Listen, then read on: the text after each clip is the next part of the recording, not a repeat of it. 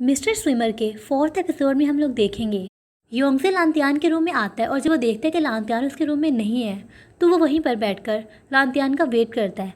और जब वो देखता है कि लांतियान का लैपटॉप खुला हुआ है तो वो उसको देखने लगता है। योंगजे एक ईमेल पढ़ता है और हम देखते हैं कि ईमेल पढ़ते हुए एक फ्लैशबैक में जाता है जिसमें योंगजे लांतियान के रूम में आता है। वहाँ पर भी लांतियान नहीं होता, इसलिए योंगजे उसका वेट करते हुए वहाँ बैठ जाता है।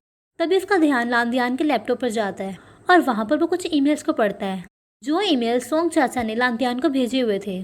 योंगजे उन ईमेल्स को पढ़कर हंसने लगता है क्योंकि सोंग चाचा ने उनमें लिखा होता है, मैं बहुत अकेली हूँ, मुझे तुम्हारी ज़रूरत है। अब क्योंकि योंगजे को पता नहीं होता लांतियान की कोई गर्लफ्रेंड भी है, इसलिए वो सोचने लगता है कि ज़रूर कोई इंसान नकली ईमेल बनाकर लांतियान को तंग कर रहा है। इसलिए योंगजे खुद भी उस ईमेल को एक नकली रिप्लाई लिखता है। पर तभी वहाँ पर लांतियान अपने रूम में वापस आ जाता है और योंगजे जल्दी से लैपटॉप बंद कर देता है और फिर वो लांतियान से कहने लगता है, मैं तुम्हारा रक्षक हूँ, मैं तुम्हें हर छोटे बड़े खतरे से बचाऊंगा। लांतियान उसकी बातों को ठीक से नहीं समझ पाता। तब योंगजे हंसते हंसते वहाँ से चले जाता। अब प्रेजेंट टाइम में योंगजे रियलाइज़ करता है कि वो कितना बड़ा पागल था। उसने लांतियान की हेल्प करने के चक्कर में सोंग चाचा को एक नकली ईमेल भेज दिया और चाचा समझती रही ये ईमेल उसे लांतियान ने भेजा है और इसीलिए वो इतने सालों तक लांतियान का वेट करती रही। पर लांतियान को इस बारे में कुछ भी नहीं पता था। योंगजे सोचता है कि आज उसी की वजह से लांतियान और सोंग चाचा के बीच में झगड़ा हो चुका है। फिर वो सोचने लगता है कि वो इस बारे में किसे बताए, क्या वो लांतियान को बताए या चाचा को बताए। दूसरी तरफ लांतियान फिर से चाचा को याद करके रो रहा होता है। अगले दिन योंगजे लांतियान से एक कॉरिडोर में मिलता है और उसे पूछता है कि क्या मैं तुमसे कुछ बात कर सकता हूँ। तब लांतियान उसे कहता है, अभी मेरे पास टाइम नहीं है, हम किसी और टाइम बात करेंगे। उसके बाद लांतियान अपने रूम में जाकर बेड पर लेट जाता है और फिर से सोंग चाचा को याद करता है। फिर बाद में ट्रेनिंग करते हुए कोच वांग लांतियान के बारे में सबसे पूछते हैं। तभी योंगजे कहता है, लांतियान आज नहीं आया क्योंकि उसकी तबीयत खराब है। तभी हम देखते हैं कि लांतियान वहाँ पर पहुँच जाता है। कुछ देर बाद वो सब एक साथ ट्रेनिंग करने लगते हैं और ट्रेनिंग करते करते लांतियान अचानक से गिर जाता है, यानी बेहोश हो जाता है। सब लोग उसकी तरफ भागते हैं और फिर उसे उठाकर डॉक्टर के पास लेकर जाते हैं। लांतियान को होश आता है। इसके बाद डॉक्टर कहते हैं कि उसे वो चक्कर, थकावट और नींद ना पूरी होने की वजह से आया है।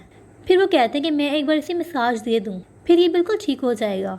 इसके बाद डॉक्टर लांतियान को ज़ोर ज़ोर से मसाज देते हैं और उसे ज़ोर से चिल्लाता देखकर योंगजे के रिएक्शन भी बड़े मज़ेदार होते हैं और कोच वांग के रिएक्शन भी कुछ कम नहीं होते। इसके बाद लाशन रिजोर्ट में पहुँचती है और सबसे पहले वो स्विमिंग पूल रूम में जाती है जहाँ पर वो लांतियान को ढूंढती है, लेकिन लांतियान वहाँ पर नहीं होता। इसीलिए ज्ञानशी उसे बताता है कि लांतियान बेहोश हो गया था और उसे अब मेडिकल रूम में ले जाया गया है। ये सुनकर लाशन जल्दी से भागने लगती है और मेडिकल रूम में पहुंच जाती है। वहां पर चादर ओढ़कर कोच वांग लेटे होते हैं।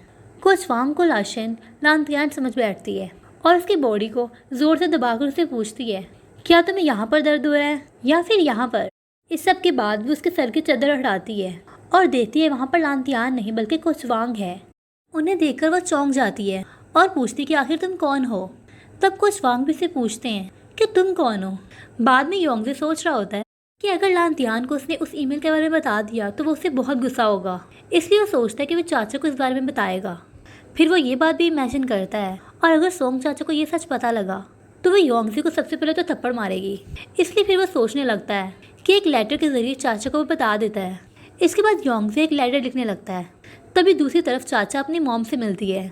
उसकी मॉम उसे कहती है कि मैं लांतियान से हेल्प मांगने जा रही हूँ ताकि लांतियान सोंग चाचा के अंकल को जेल से निकालने में उनकी मदद करे। तब चाचा कहती है, आप अभी लांतियान के पास मत जाओ क्योंकि वो अभी बहुत ज़्यादा बिजी है। तब उसकी मॉम उसकी बात मान जाती है। बाद में योंगजे सोंग चाचा के रिजॉर्ट हाउस में पहुंचता है और वहां पर लेटर रखने ही वाला होता है। तभी चाचा घर से बाहर आती है। जब चाचा घर से बाहर आती है तो वो घर के सामने योंगजे की बाइक देखती है और उसे योंगजे की याद आती है, इसलिए वो बाइक को लात मारने लगती है, यानी हिट करती है और फिर वो जल्दी से भाग जाती है। उसके जाने के बाद योंगजे भी बाहर आता है और जल्दी से अपने बाइक को देखता है कि इसकी बाइक तो ठीक है ना। फिर उसके बाद वो लेटर बॉक्स में लेटर डालता है और फिर उस लेटर बॉक्स को भी किक करने लगता है और फिर जल्दी से वहाँ से भाग जाता है। दूसरी तरफ सोंग चाचा एक बैंक में जाती है जहाँ पर उसे पता चलता है कि उसे बैंक से लोन का अप्रूवल नहीं मिल पा रहा। निराश होकर यानी डिसअपॉइंट होकर वो वहाँ से बाहर जाती है। तभी उसको एक दूसरे अंकल का फ़ोन आता है जो उसे बताते हैं कि तुम्हारी मॉम घर में नहीं है, वो कहीं चली गई है। फिर चाचा अपनी मॉम को जल्दी से कॉल करती है।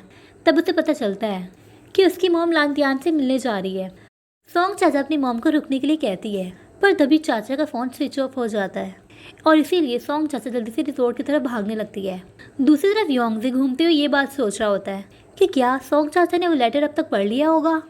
तभी सोंग चाचा उधर से अपनी मॉम को ढूंढते हुए आती है, पर योंगजे सोचता है कि चाचा ने आखिर वो लेटर पढ़ ही लिया और अब वो उसे थप्पड़ मारेगी, और इसीलिए योंगजे उसके आगे अपना गाल कर देता है और थप्पड़ खाने के लिए तैयार हो जाता है और कहता है कि ठीक है, टाइम मत वेस्ट करो और जल्दी से अपना काम पूरा करो। चाचा कंफ्यूज हो जाती है और उसे पूछती है, तुम जल्दी से लांतियान को कॉल करो। तब योंगजे कहता है कि लांतियान को ये सब बताने की ज़रूरत नहीं है, हम दोनों आपस में ये सब सेटल कर लेते हैं। पर फिर भी लांतियान को कॉल करने के लिए कहती है सोंग चाचा। तब योंगजे को उसकी बात माननी पड़ती है। जैसे ही कॉल लगती है, चाचा योंगजे से फ़ोन खींच लेती है और लांतियान से कहती है, क्या तुम मेरी मॉम से मिले? लांतियान कहते हैं कि मैं उनसे नहीं मिला। तब सोंग चाचा जल्दी से जाकर अपनी मॉम को ढूंढने लगती है और योंगजे भी उसका पीछा करता है। योंगजे से आवाज़ तो देता है, मगर सोंग चाचा उसे इग्नोर करती है। कुछ देर बाद चाचा अपनी मॉम को कुछ फ्लावर्स देखते हुए ढूंढ लेती है। तब चाचा की मॉम योंगजे को उसका साथ देकर पूछती है कि आखिर ये लड़का कौन है। तब चाचा योंगजे को कुछ कहने का मौका ही नहीं देती और कहती है कि ये मेरा नौकर है। ये सुनकर योंगजे का मुंह खुला रह जाता है और सोंग चाचा अपनी मॉम को लेकर वहाँ से चले जाती है। बाद में ली बॉबी इस रिजॉर्ट में पहुँच जाती है और वहाँ पर अपने फ़ोटोशूट की तैयारियाँ करती है। तभी जियांगशी योंगजे को लेकर वहीं पर पहुँच जाता है और कहता है कि देखो, सुपरस्टार ली बॉबी यहाँ पर पहुँची है। तब योंगजे वहाँ से जाने लगता है, पर तभी ली बॉबी उसे देख लेती है और जल्दी से उसे आवाज़ देकर उसके पास पहुँच जाती है। ये देखकर जियांगशी बहुत खुश हो जाता है। तब ली बॉ योंगजे से कहती है कि मैंने सुना था कि तुम भी यहाँ पर हो, यहाँ पर किसी काम से आए हो। चलो, मैं भी अपने काम के लिए यहाँ पर आ गई हूँ। तब योंगजे कहता है कि ठीक है, अगर तुम यहाँ पर काम के लिए आए हो तो अपने काम पर ही फोकस दो। योंगजे वहाँ से जाने वाला होता है कि लीबा उसका हाथ पकड़ लेती है और सबको कहने लगती है, ये है योंगजे, ये मेरा बॉयफ्रेंड है, हम दोनों के बीच में एक बहुत अच्छा रिलेशनशिप चल रहा है। तभी योंगजे उसके हाथ से अपना हाथ हटाता है और कहता है कि मुझे ऐसा नहीं लगता। और फिर वो वहाँ से जाने वाला होता है कि वहाँ पर रिपोर्टर शू भी पहुँच जाता है और लीबा से पूछता है, लगता है मैंने यहाँ पर कुछ मिस कर दिया। तब योंगजे वहाँ से चले जाता है। वहाँ से जाने के बाद योंगजे रिपोर्टर शू और लीबा को बात करता देखता है। उसे उन दोनों पर शक होता है। इसके बाद शू लीबा से कहता है, तुम मुझे वो वीडियो कब भेजोगी? तब लीबा कहती है, मैंने कहा था ना मैं तुम्हें कॉल करूँगी। इसके बाद लीबा अपना बिकिनी फ़ोटोशूट कंप्लीट करती है और उसके बाद जब वो आराम से बैठी होती है, तभी उसको रिपोर्टर शू के नाम से एक मैसेज आता है जो उसे वीडियो के बारे में बात करने के लिए मिलने बुला रहा होता है। तभी लीबा छुपके छुपके उसके बताए होटल रूम में पहुंच जाती है।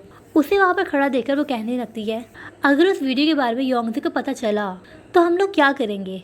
तभी उस वहाँ पर खड़ा इंसान मुड़ता है तो वह शू नहीं बल्कि योंगजे ही होता है।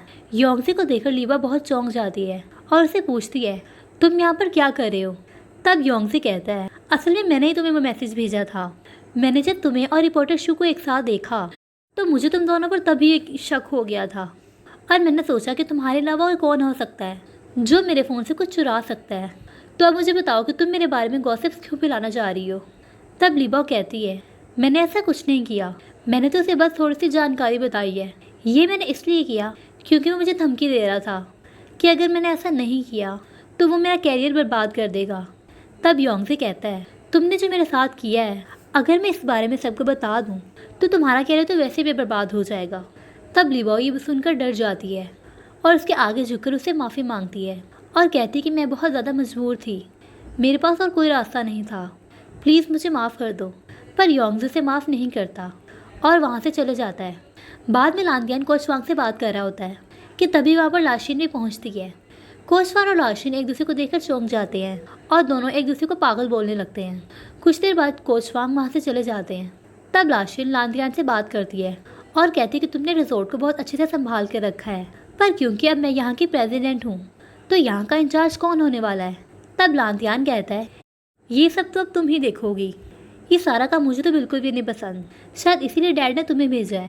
पर अब मुझे कुछ सोचने के बाद लगता है कि डैड को तुम्हें यहाँ भेजने का मकसद इस रिजॉर्ट को संभालना नहीं है बल्कि मुझ पर नज़र रखने का है।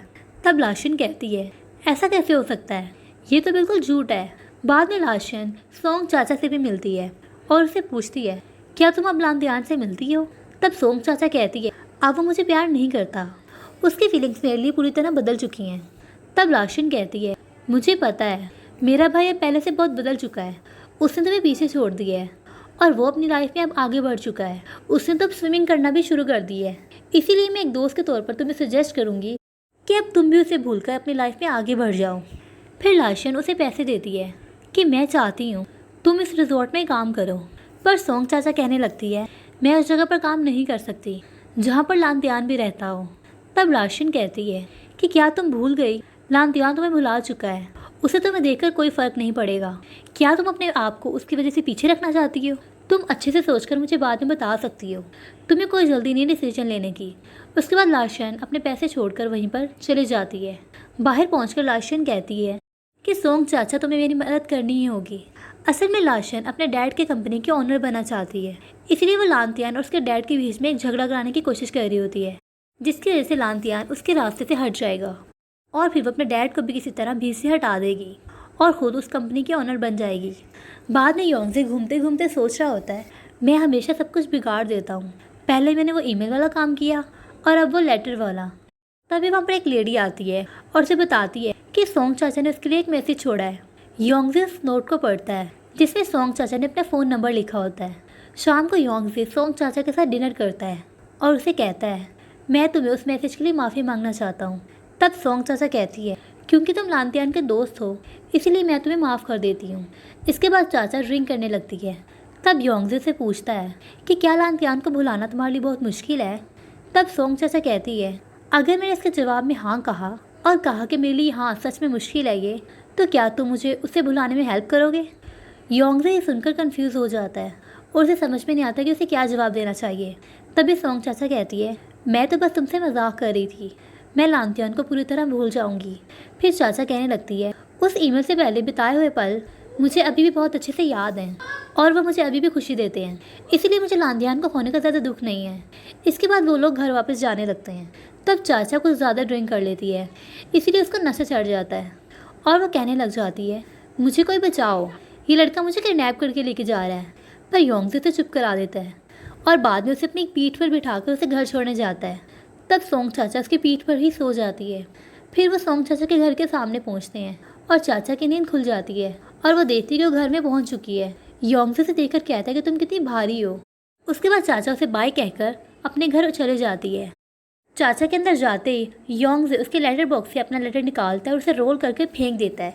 अगले दिन चाचा लाशन से मिलती है और उसे पैसे लौटाकर कहती है कि मैं ये जॉब नहीं कर सकती। तब लाशन कहती है, मैं तुम्हें इतना अच्छा मौका दे रही हूँ अपने आप को प्रूव करने का, तुम्हें लांतियान को इग्नोर करना ही होगा और उसे दिखाना ही होगा कि तुम इसके बिना भी बहुत कुछ कर सकती हो। यहाँ पर तुम अपनी ज़िंदगी की नई शुरुआत करो।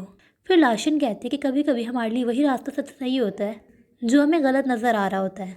तब सोंग चाचा कुछ देर सोचती है और कहती है कि मैं अपना डिसीजन चेंज करना चाहती हूँ और यह एपिसोड यहीं पर एंड हो जाता है।